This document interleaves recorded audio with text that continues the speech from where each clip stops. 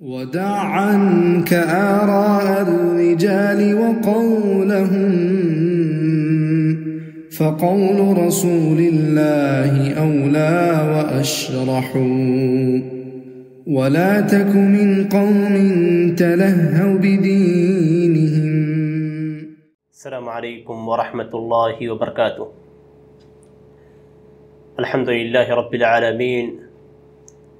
والصلاة والسلام على أشرف الأنبياء والمرسلين محمد وعلى آله وصحبه أجمعين، أما بعد. يقول الإمام محمد بن عبد الوهاب رحمه الله في كتابه مسائل الجاهلية المسألة السادسة: الاحتجاج بالمتقدمين، كقوله فما بال القرون الأولى ما سمعنا بهذا في آبائنا الأولين. محترم سامعین، آج کا ہمارا درس امام محمد بن عبد الوہاب رحمہ اللہ کی کتاب مسائل الجاہلیہ کے 7ویں مسئلے سے متعلق ہے۔ یہ 7واں مسئلہ جاہلیت کے مسائل میں سے ہے جن میں اہل جاہلیت کا معیار اور میزان بتلایا گیا ہے کہ جاہلیت میں جو افراد تھے وہ اپنے عمل کے لیے ان لوگوں کو حجت کے طور پہ پیش کرتے تھے جو پہلے گزر چکے ہیں، اور اس سلسلے میں جو پہلے گزرے ہوئے افراد ہیں ان کی دلیلوں کو نہیں دیکھتے تھے، یعنی جن کی وہ اتباع کرتے تھے، جن کی وہ پیروی کرتے تھے، وہ پہلے کے لوگ ہوتے تھے، اور ان کا پہلے گزر جانا، پہلے کے لوگوں کا اس پہ عمل ہونا، یہی کافی ہوتا تھا۔ اور اس سلسلے میں وہ یہ نہیں دیکھتے تھے کہ جاہلیت کے جو افراد ہیں وہ یہ نہیں دیکھتے تھے کہ پہلے جو قومیں گزری ہوئی ہیں ان قوموں کی دلیلیں کیا ہیں۔ اسی مسئلے کو امام محمد بن عبد الوہاب رحمہ اللہ نے یہاں پہ ذکر کیا ہے کہ جب اہل جاہلیت کے پاس رسول حق بات کو لے کر آتے تھے تو اپنے آباء و اجداد کو دلیل کے طور پہ پیش کرتے تھے، اور یہ جاہلیت کا عمل تھا کہ جب ان کے سامنے رسول اللہ تبارک و تعالیٰ کی جانب سے آئے ہوئے حق کی بات کو اللہ تبارک و تعالیٰ کی جانب سے آئی ہوئی حق کی بات کو پیش کرتے تھے، اور ان کے سامنے قرآن کی دلیل کو نبی اکرم صلی اللہ علیہ وسلم پیش کرتے تھے، تو کفار مکہ اور مشرکین بھی اپنے سے پہلے کفار کی طرز کو اپناتے تھے، اور وہ یہ کہتے تھے کہ جس پہ ہم ہیں وہ حق ہے،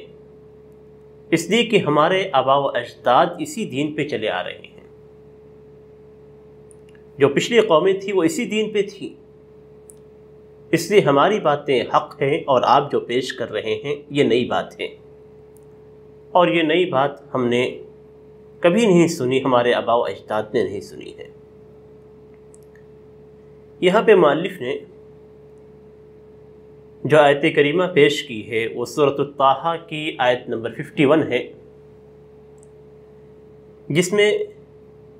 موسیٰ علیہ السلام اور فرعون کے قصے کو بیان کیا گیا ہے کہ جب موسیٰ علیہ السلام نے فرعون کو ایمان کی دعوت دی، اللہ تبارک و تعالیٰ کی توحید کی جانب بلایا، تو فرعون نے جو حجت اور دلیل پیش کی وہ یہ کہ فرعون اسی چیز پہ ہے، ہم انہی چیزوں پہ ہیں جس سے پہلے کے لوگ تھے۔ اور انکار کے طور پہ اس نے کہا قال فما بال القرون الاولى، کہ جو پہلی قومیں ہیں، پہلی صدیاں ہیں، پہلی قومیں ہیں جو گزر چکی ہیں، ان کی کیفیت کیا ہے؟ یعنی اپنے کفر پہ اس نے ان لوگوں کو دلیل بنایا ہے جو پچھلی قومیں گزر چکی تھیں، جو ان سے پہلے قومیں کفر پہ رہیں،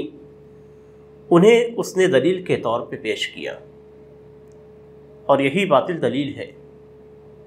کہ ہم اپنی دلیل کے لیے، اپنے آپ کو حق ثابت کرنے کے لیے ایسے لوگوں کو پیش کریں جو گزر چکے ہیں۔ یعنی اس پہ ہمارا چلن آ چکا ہے، اس پہ پوری قومیں، پچھلی قومیں رہ چکی ہیں، اور یہی ایک زمانے سے آتا ہوا ہے، اس لیے یہ حق ہے۔ اس طریقے کی دلیل فرعون نے پیش کی، قال فما بال القرون الاولى، کہ جو پچھلی قومیں تھیں ان کی کیا کیفیت ہے، یعنی ان کے بارے میں آپ کیا کہتے ہیں؟ اصل میں حقیقت میں یہ سوال نہیں تھا،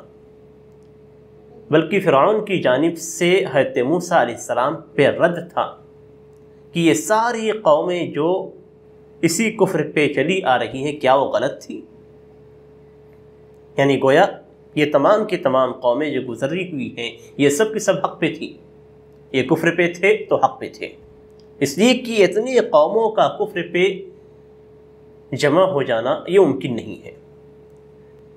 اور اس سلسلے میں مؤلف نے جو دوسری دلیل پیش کی ہے وہ دلیل سورۃ المؤمنون کی آیت نمبر 24 ہے، جس میں حضرت نوح علیہ السلام کا قصہ ان کی قوم کے ساتھ بیان کیا گیا ہے۔ حضرت نوح علیہ السلام نے جب اپنی قوم کو اللہ تبارک و تعالیٰ کی جانب دعوت دی، ایمان کی جانب بلایا، توحید کی جانب بلایا، تو انہوں نے کہا کہ ما هذا الا بشر مثلکم يريد ان يتفضل عليكم ولو شاء الله لانزل ملائكة ما سمعنا بهذا في آبائنا الاولین۔ انہوں نے کہا کہ یہ تو صرف ایک انسان ہے، تمہارے جیسا ایک انسان ہے، اور یہ چاہتا ہے کہ اپنی یہ بات پیش کر کے تم پر فوقیت حاصل کر لے، اپنا مرتبہ تمہارے اوپر بلند کر لے، وہ تمہیں اونچا مقام پانا چاہتا ہے، وہ یہ دکھانا چاہتا ہے کہ اسے تمہارے اوپر فضیلت حاصل ہے۔ اور اگر اللہ تبارک تعالیٰ کسی کو نبی بنا کے بھیجتا، اللہ تبارک تعالیٰ اپنا پیغام انسانوں تک دینا چاہتا، وَلَوْ شَاءَ اللَّهُ لَأَنزَلَ مَلَائِكَةً، تو اللہ تبارک تعالیٰ فرشتوں کو بھیجتا ہے کہ انسان کو کیوں بھیجتا؟ یہ انسان تو تمہارے جیسا ایک انسان ہے، پھر اللہ تبارک تعالیٰ اسے تمہاری طرف کیوں بھیجتا؟ اللہ تبارک تعالیٰ اگر اپنا پیغام دینا چاہتا تو اللہ تبارک تعالیٰ فرشتوں کو بھیجتا۔ ما سمعنا بهذا في آبائنا الاولین، ہم نے یہ بات، اس طرح کی بات اپنے پہلے آباء و اجداد کے اندر نہیں سنی، ہمارے آباء و اجداد نے اس طرح کی کسی بات کا ذکر نہیں کیا، ان کے یہاں اس طرح کی کوئی چیز ہی نہیں تھی کہ کوئی شخص آئے اور انہیں ایمان کی جانب بلائے، ہدایت کی جانب بلائے۔ اس آیت کریمہ پہ جب ہم غور کرتے ہیں تو ہمیں ملتا ہے کہ اللہ کے نبی حضرت نوح علیہ السلام کی دعوت کو ان لوگوں نے اپنے آباء و اجداد سے موازنہ کیا۔ دعوت نوح کو آباء و اجداد جس سے دین پہ تھے اس دین سے مقابلہ کیا، موازنہ کیا، اور اس طریقے سے انہوں نے یہ کہا کہ ان کے آباء و اجداد جس دین پہ تھے وہ حق ہے، اور جو دین حضرت نوح علیہ السلام لے کر آئے ہوئے ہیں یہ باطل ہے۔ باطل کیوں ہے؟ حضرت نوح علیہ السلام کا دین کیوں باطل ہے؟ اس کی سب سے بڑی وجہ یہ ہے کہ یہ ان کے آباء و اجداد کے دین کے مخالف ہے۔ ان کے آباء و اجداد جس دین پہ چلے آ رہے ہیں، جس چیز پہ چلے آ رہے ہیں، اس کے مخالف یہ دین ہے۔ اس طریقے سے انہوں نے حق کو رد کیا اور باطل کو حق کی صورت میں پیش کیا۔ یہ موقف، یہ باتیں اگرچہ ہم فرعون کے تعلق سے ذکر کر رہے ہیں، قرآن کریم کے اندر ذکر کیا گیا ہے، اگرچہ یہ باتیں حضرت نوح علیہ السلام ان کی قوم سے متعلق ہے، لیکن حقیقت یہ ہے کہ جاہلیت کا معنی ہی یہی ہوتا ہے کہ کفر والے جس موقف پہ رہیں، کفر والے جس موقف کو اختیار کریں، جس دین، جس طریقے، جس دلیل، جس موقف، جس منہج، جس فکر پہ کفار ہیں، اسی کو جاہلیت سے تعبیر کیا جاتا ہے۔ فرعون نے جو حجت پیش کی، وہی حجت حضرت نوح علیہ السلام کی قوم نے ان کے خلاف پیش کی، اور یہی حجت کفار قریش نے نبی اکرم صلی اللہ علیہ وسلم کے سامنے پیش کی۔ سارا منہج ایک ہے، فرعون کا منہج، قوم نوح کا منہج،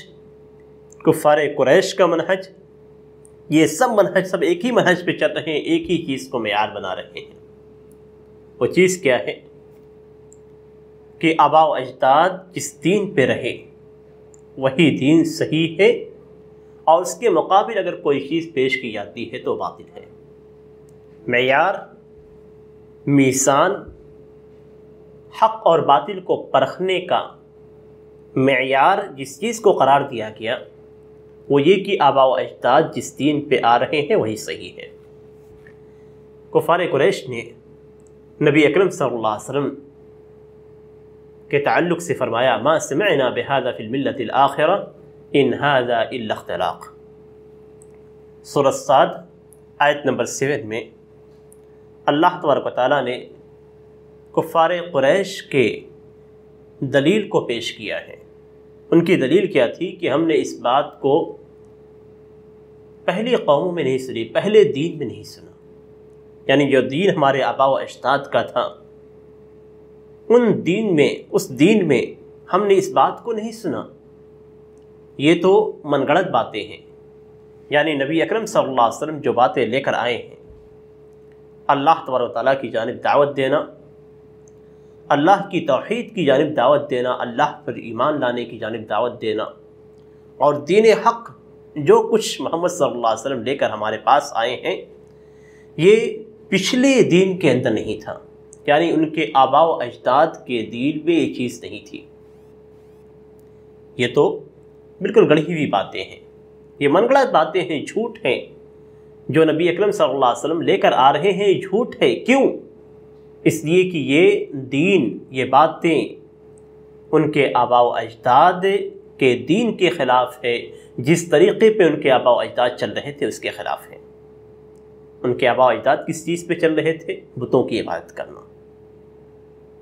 یہاں پہ انہوں نے جس چیز کو حجت بنایا ہے وہ حجت ان کے قریبی آباء و اجداد کے تھے، یعنی جن کو انہوں نے پایا اور جو ان سے پہلے کے قریب کے لوگ تھے۔ اس سلسلے میں انہوں نے اس دین کو اختیار نہیں کیا جو دین حق تھا، ان آباء و اجداد کی جانب انہوں نے رجوع نہیں کیا جو حق پہ تھے، اس لیے کہ مکہ کے اندر رہنے والے افراد کا نسب ابراہیم اور اسماعیل علیہ السلام سے ملتا تھا، لیکن انہوں نے دین ابراہیمی کی جانب رجوع نہیں کیا، حضرت اسماعیل علیہ السلام کے دین کو اختیار نہیں کیا، حضرت ابراہیم علیہ السلام کے دین کو انہوں نے حجت کے طور پہ پیش نہیں کیا، حضرت اسماعیل علیہ السلام کے دین کو حجت کے طور پہ پیش نہیں کیا، بلکہ اپنے ان آباء و اجداد کے دین کو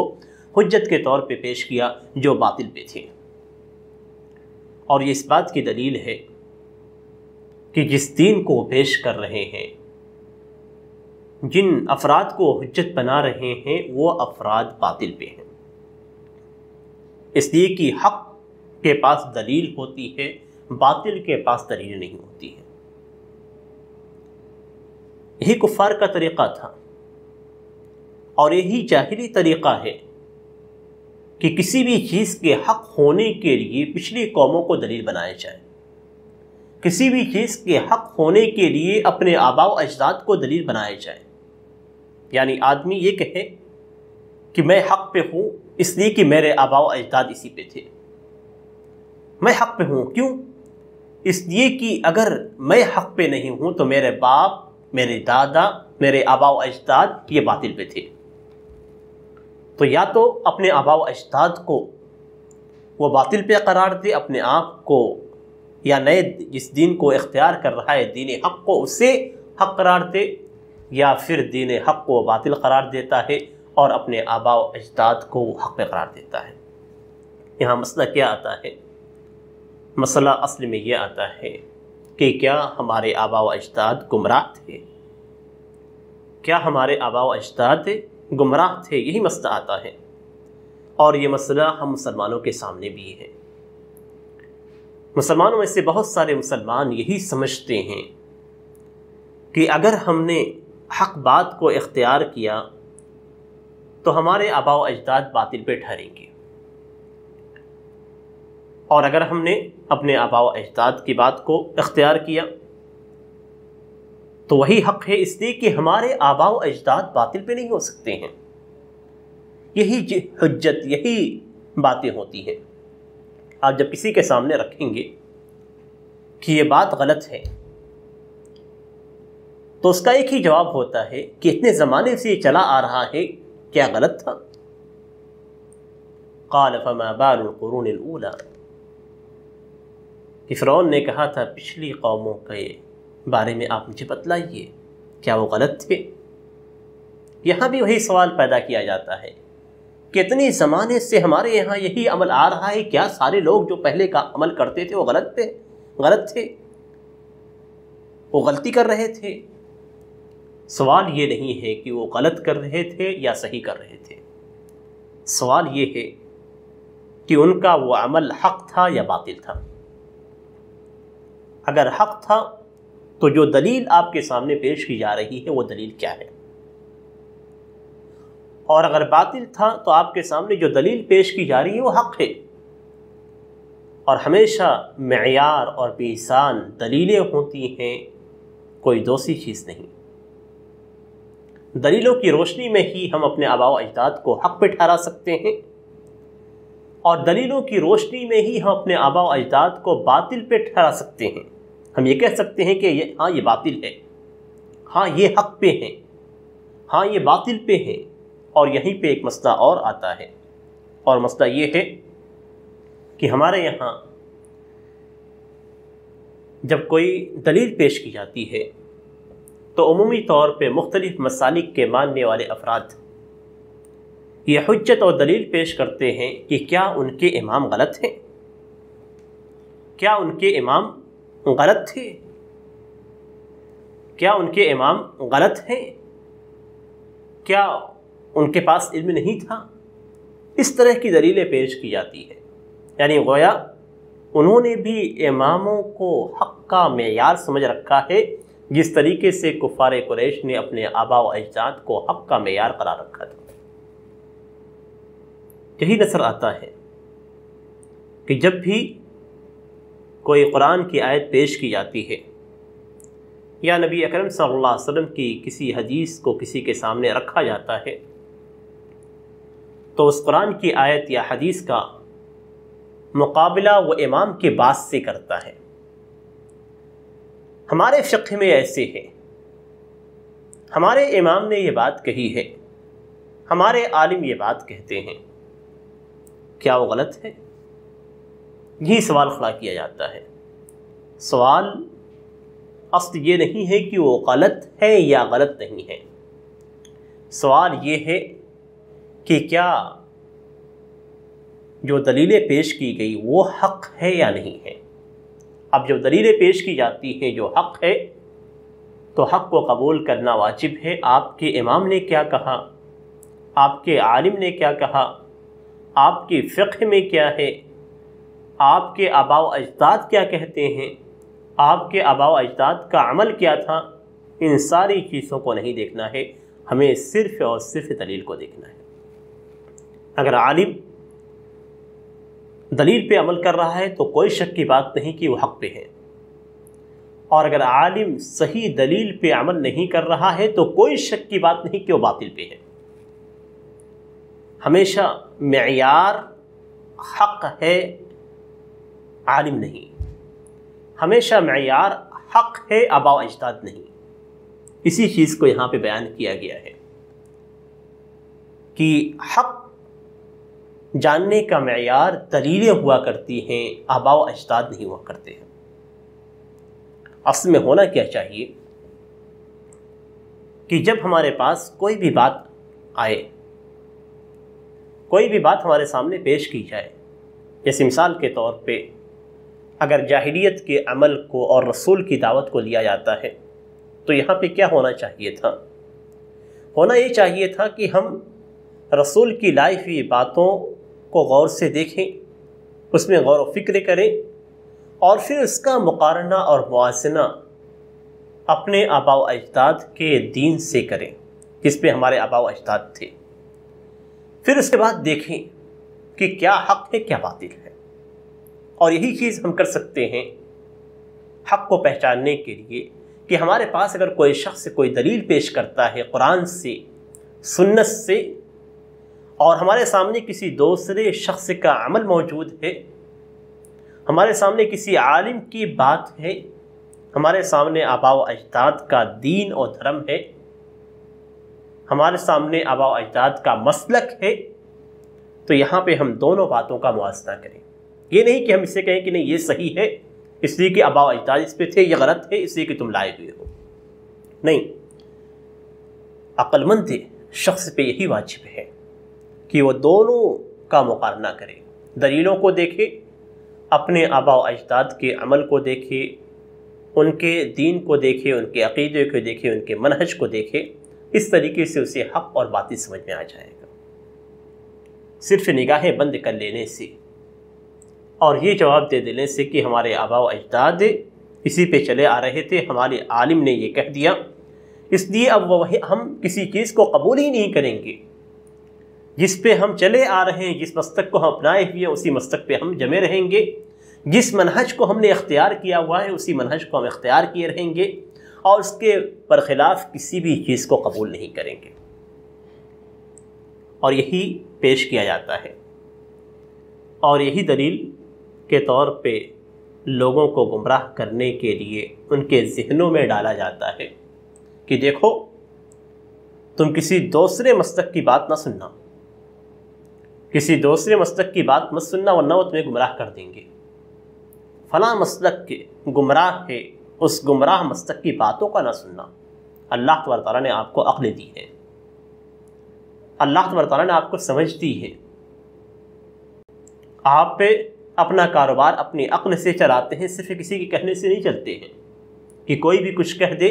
آپ بلا سوچے سمجھے اپنے کاروبار کو آگے بڑھا لیتے ہیں، اپنی تجارت کو آگے بڑھا دیتے ہیں۔ آپ پہ دیکھتے ہیں،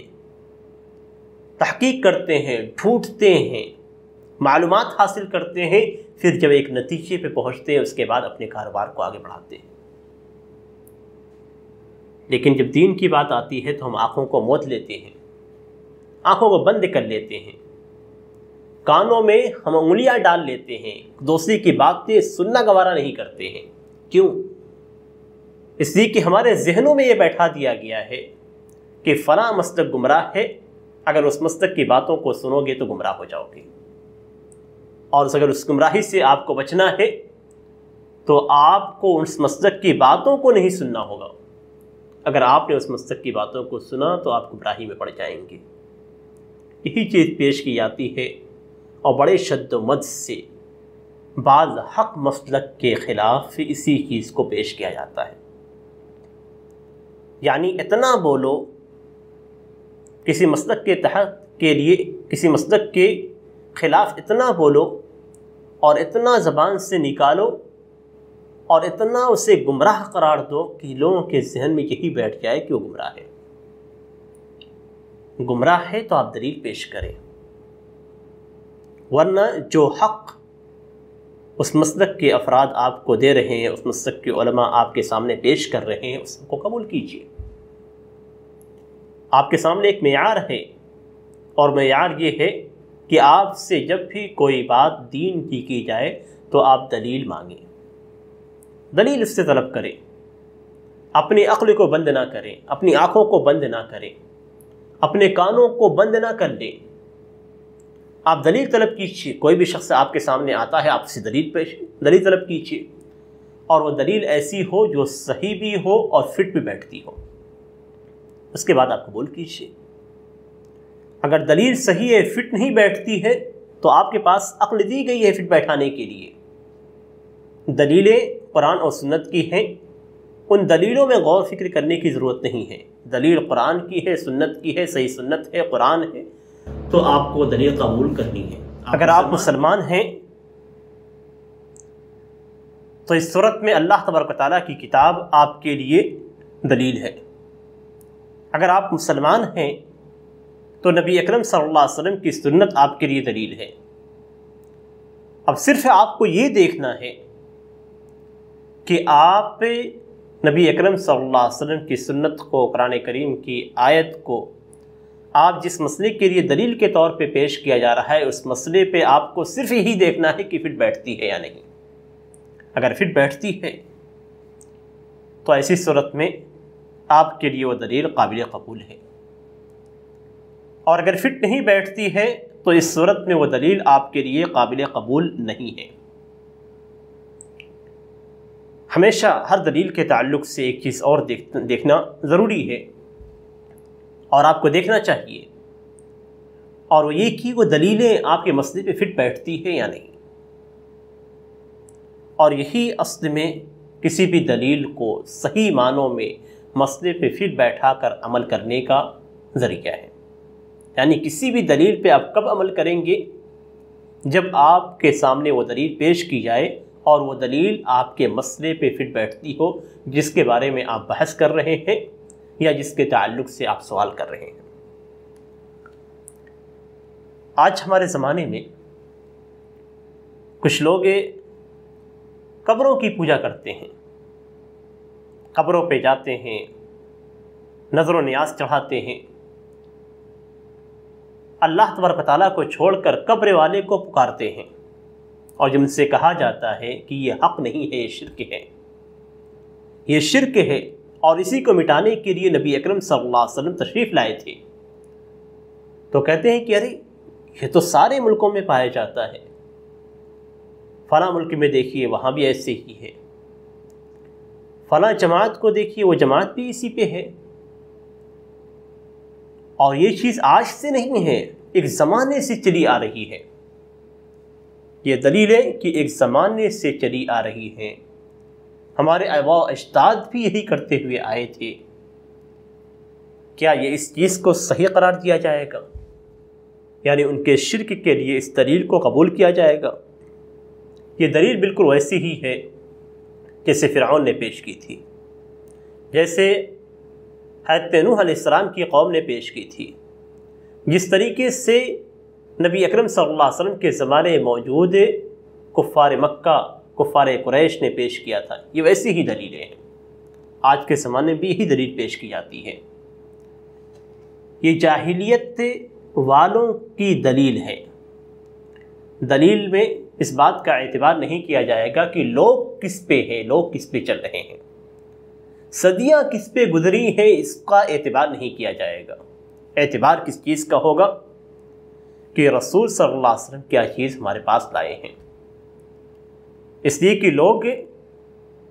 غلطی بھی کرتے ہیں اور صحیح راہ پہ بھی چلتے ہیں، تو اب لوگوں کا اعتبار نہیں کیا جا سکتا ہے۔ لوگوں میں سے کچھ لوگ ایسے ہیں جو حق پہ چل رہے ہیں، کچھ لوگ ایسے ہیں جو باطل پہ چلتے ہیں۔ تو کیا اس چیز کا اعتبار کیا جائے گا؟ اس چیز کا اعتبار نہیں کیا جائے گا۔ اعتبار کس بات کا ہوگا؟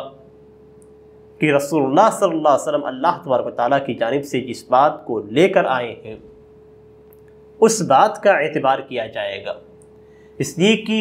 اللہ کے رسول صلی اللہ علیہ وسلم اللہ تبارک و تعالیٰ کی جانب سے جو کچھ لے کر آتے ہیں وہ تمام کی تمام باتیں حق ہوتی ہیں، اس میں کہیں بھی غلطی کا کوئی بھی شائبہ نہیں ہے۔ شریعت اسلامیہ مکمل طور پہ حق ہے۔ اللہ کے رسول صلی اللہ علیہ وسلم جن چیزوں کو لے آئے ہوئے ہیں اس میں اللہ تبارک تعالیٰ کی کتاب ہے، نبی اکرم صلی اللہ علیہ وسلم کی سنت ہے، اور یہ دونوں چیزیں حق ہیں جن کی اتباع واجب ہے۔ اللہ تبارک تعالیٰ قرآن مجید کے اندر فرماتا ہے اطیعوا اللہ و اطیعوا الرسول، اللہ کی اطاعت کرو اور رسول کی اطاعت کرو۔ یہ نہیں کہا کہ اپنے آباء و اجداد کی اطاعت کرو، جو اس پہ پرانی قومیں تھی اس کی اطاعت کرو۔ اور اگر معاملہ ایسے ہی ہوتا کہ جس پہ ہمارے آباء و اجداد تھے اسی پہ ہم چلتے چلے آ رہے ہیں، جس مسلک کو ہمارے آباء و اجداد نے اختیار کیا اسی کو ہم اختیار کرتے رہیں، چاہے وہ حق ہو چاہے وہ باطل ہو، یا جس پہ پرانی قومیں رہی ہیں اسی پہ ہم چلتے آ رہے ہوں اور اسی پہ چلنا ہے، تو اللہ تبارک و تعالیٰ رسولوں کو نہیں بھیجتا، رسولوں کو بھیجنے کی ضرورت بھی پیش نہیں آتی، اس لیے کہ اگر حق جاننے کا معیار یہی ہے کہ آباء و اجداد جس پہ چل رہے ہیں وہی حق ہے، تو پھر رسولوں کو بھیجنے کی ضرورت کیا ہے؟ کیوں رسولوں کو بھیجا جا رہا ہے؟ اللہ تعالیٰ نے رسولوں کو بھیجا ہے، اس کا مطلب یہ ہے کہ رسول جو چیز لے کر آتے ہیں وہی حق ہے، اور جو چیز سے آباء و اجداد سے چلی آ رہی ہے وہ حق نہیں ہے۔ رسولوں کی اتباع کی جب ہم بات کرتے ہیں تو یہاں پہ ایک دوسری بات بھی آتی ہے، اور وہ صوفیہ سے متعلق ہے۔ صوفیہ کہتے ہیں کہ ہمارے جو احوال ہیں یہ احوال ہمارے لیے کافی ہیں، رسول کی اتباع کرنے کی ہمیں ضرورت نہیں ہے۔ صوفیہ جو ہمارے ہندوستان کے اندر بہت زیادہ منتشر ہیں، بہت زیادہ پھیلے ہوئے ہیں، اور جنہیں بہت سارے لوگ بڑے اچھا شمار کرتے ہیں، بڑے اچھے لوگوں میں شمار کرتے ہیں، حقیقت میں یہ افراد بعض حالات میں دین سے نکلے ہوئے ہیں، دین سے خارج ہوتے ہیں، اور ان کے اندر عجب عجب کیفیت ہوتی ہے، وہ آپ کو بتلاتے نہیں ہیں، اس لیے کہ آپ کو بتلائیں گے تو آپ اسے قبول ہی نہیں کریں گے۔ دھیرے دھیرے ایک تدرج کے ساتھ وہ آپ کو اپنے مریدین کو کھینچتے ہوئے لے کر آتے ہیں، اور ان کے احوال اور کشف ہوتے ہیں، اور اسی لیے بڑی عجیب و غریب حرکتیں ان سے سرزد ہوتی ہیں۔ وہ کہتے ہیں کہ ہمارے جو احوال ہیں، ہم جس حالت میں رہتے ہیں یہ حالت ہمارے لیے کافی ہے، ہمیں اللہ کے رسول کی اتباع کرنے کی ضرورت نہیں ہے۔ ہمارے اپنے حالات ہوتے ہیں، صوفیہ کا ہی کہنا ہے کہ ہمارے اپنے حالات ہوتے ہیں، ہمارے اپنے احوال ہیں، اور ہمارا اللہ تبارک تعالیٰ سے ایک تعلق ہے، ہم اللہ تعالیٰ سے ڈائریکٹ لیتے ہیں، رسول کو بیچ میں لانے کی ضرورت نہیں ہے۔ ہم اپنی چیزیں ڈائریکٹ اللہ سے لیتے ہیں، ہمارا تعلق ڈائریکٹ اللہ سے ہے، ہمارا کنیکشن ڈائریکٹ اللہ سے جڑا ہوا ہے، اس لیے ہم اللہ سے ڈائریکٹ لیتے ہیں۔ یہ اہل سنت والجماعت جو اپنے آپ کو اہل الحدیث کہتے ہیں، جو اپنے آپ کو سلفی کہتے ہیں، یہ لوگ اپنے دین کو مردوں سے لیتے ہیں، یعنی ان کے پاس حدیثیں ہیں تو ان فلان ان فلان ان فلان قال حدثنا فلان قال حدثنا فلان قال اخبرنا فلان، اس طریقے سے ہے، تو جن کے تعلق سے کہتے ہیں ہمیں فلاں نے بتلایا، فلاں نے بتلایا، فلاں نے بتلایا، اور فلاں نے نبی اکرم صلی اللہ علیہ وسلم سے روایت کیا۔ یہ لوگ مردوں سے لے رہے ہیں اپنے دین کو۔ ایسے ہی کہتے ہیں اہل سنت و جماعت کے تعلق سے، وہ کہتے ہیں کہ یہ لوگ اپنا دین مردوں سے لے رہے ہیں، اور ہم یعنی صوفیہ اپنے آپ کے تعلق سے کہتے ہیں کہ ہم اپنا دین اس ذات سے لیتے ہیں جو مرتا نہیں ہے، یعنی اللہ تبارک و تعالیٰ سے۔ وہ لوگ یہ بھی کہتے ہیں کہ رسولوں کی ضرورت تو عوام کو ہے، جو خاص لوگ ہیں ان کو رسولوں کی ضرورت نہیں ہے، اس لیے کہ وہ اللہ تبارک و تعالیٰ تک پہنچ چکے ہیں، ان کا ڈائریکٹ اللہ سے تعلق ہے، ان کا کنیکشن اللہ سے جڑا ہوا ہے، وہ عارف باللہ ہیں، انہیں رسولوں کی ضرورت نہیں ہے۔ اس طریقے سے شیطان ان کے ذہنوں کو مزین کرتا ہے، اور وہ شیطان کی بولی بولتے ہیں۔ کہتے ہیں کہ صوفی طرق میں نقشبندی ہے، سہروردی ہے، اور دیگر طرق موجود ہیں۔ ان طرق کے ماننے والے یہ صوفی طرق ہیں، صوفی طریقے ہیں، جن کے ماننے والے یہ کہتے ہیں کہ ہمیں رسولوں کی ضرورت نہیں ہے، ہم ڈائریکٹ اللہ تبارک تعالیٰ سے کنیکشن جوڑتے ہیں، ڈائریکٹ اللہ تبارک تعالیٰ سے لیتے ہیں۔ تو جس طریقے سے جاہلیت کے افراد یہ کہتے تھے کہ ہمیں رسولوں کی ضرورت نہیں ہے، ہمیں آباء و اجداد پہ سے جو ہم نے لیا اسی کو لینے کی ضرورت ہے، ایسے ہی صوفیہ کا بھی کہنا ہے کہ ہمیں رسولوں کی ضرورت نہیں ہے۔ دونوں کے اندر جاہلیت موجود ہے، دونوں کے اندر شیطانیت موجود ہے، دونوں شیطان کے راستے کی پیروی کر رہے ہیں، ایک اپنے آپ کو مسلمان کہہ کے اور دوسرا اپنے آپ کو اسلام میں داخل نہ کر کے۔ تو اس طریقے سے ان کے اندر پائی جاتی ہے یہ چیزیں۔ ہم آج کے زمانے میں صوفیہ کو آسان سمجھتے ہیں، جبکہ یہ فرقہ کسی بھی طور پہ آسان نہیں ہے۔ اس کے عقیدے اتنے خراب ہیں کہ اگر آپ تفصیل میں جائیں گے تو آپ دنگ رہ جائیں گے کہ کیا یہ حقیقت میں اسلام کے ماننے والوں کی طرف منسوب ہوتے ہیں۔ صرف یہ کہہ دینا کہ ہمارا تعلق اللہ تبارک و تعالیٰ سے ہو جاتا ہے، یہ کافی نہیں ہے۔ شیطان نے ان کے لیے جن چیزوں کو مزین کیا ہوا ہے، اللہ تبارک و تعالیٰ نے اپنے آپ سے کنیکشن جوڑنے کے لیے، رب سے تعلق جوڑنے کے لیے اللہ تبارک و تعالیٰ نے قرآن کو نازل کیا ہے، اللہ تبارک و تعالیٰ نے رسولوں کو بھیجا ہے، اللہ تبارک و تعالیٰ نے دین نازل کیا ہے جس دین پہ حضرت ابوبکر رضی اللہ تعالیٰ عنہ چلتے تھے، اور اس سے پہلے حضرت ابوبکر رضی اللہ تعالیٰ عنہ سے پہلے جن کا نام لیا جائے گا وہ نبی اکرم صلی اللہ علیہ وسلم ہیں۔ جس دین پہ نبی اکرم صلی اللہ علیہ وسلم چلتے تھے، جس دین پر حضرت ابوبکر رضی اللہ تعالیٰ عنہ چلتے تھے، جس دین پہ حضرت عمر رضی اللہ تعالیٰ عنہ چلتے تھے، جس دین پہ حضرت عثمان رضی اللہ تعالیٰ عنہ چلتے تھے، جس دین پہ حضرت علی رضی اللہ تعالیٰ عنہ چلتے تھے، جس دین پہ عشرہ مبشرہ تھے، جس دین پہ بدری صحابی تھے، جس دین پہ صحابہ کرام نے اپنی جانیں دی، جس دین پہ